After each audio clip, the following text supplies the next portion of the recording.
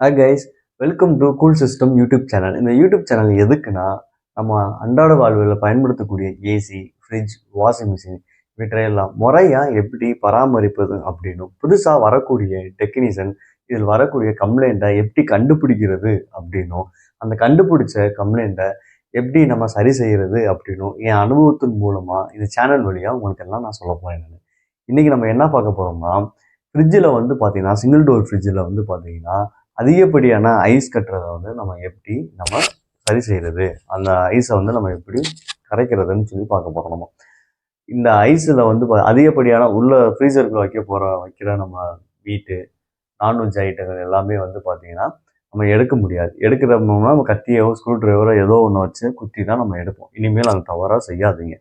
அந்த டோருக்கு மேலே பார்த்தீங்கன்னா ஒரு சின்னதாக ஒரு பட்டன் ஒன்று கொடுத்துருப்பாங்க. அப்படி இல்லைன்னா ஃப்ரிட்ஜுக்கு அந்த ஃப்ரீசருக்கு கீழே வந்து பார்த்தீங்கன்னா ஒரு பட்டன் கொடுத்துருப்பாங்க. அந்த பட்டன் பேர் தான் defrost. அந்த defrost பட்டனை நீங்கள் ப்ரெஸ் பண்ணிட்டீங்கன்னா இந்த ஐஸ் எல்லாமே வந்து பார்த்தீங்கன்னா உருகி தண்ணியாக வெளியில் போயிடும். மறுபடியும் ஐஸ் எல்லாம் உருகினதுக்கப்புறம் மறுபடியும் மிஷின் வந்து ஆட்டோமேட்டிக்காக ஆன் ஆகி நம்மளுக்கு ஓட ஆரம்பிச்சிடும்.